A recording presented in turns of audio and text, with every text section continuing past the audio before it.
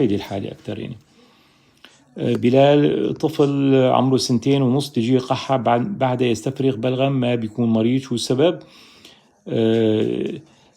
السعلة طبعا سعلة 2.5 عم تجي قحة. السعلة إذا ناشفة بالأول، سعلة ناشفة ما في حرارة ما في بلغم، أي سعلة تحسسية يعني 2.5. وطبعا بسبب السعلة ممكن يسوي إقياءات، يعني بسبب السعلة ممكن يتقيأ، يعني تتشنج المعدة ويتقيأ بعدين.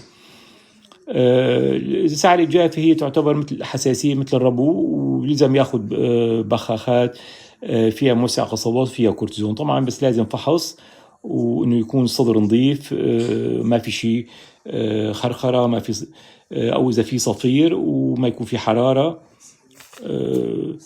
واذا لازم يطلب صور الصدر. بس هذا على الاغلب هي حساسية يعني.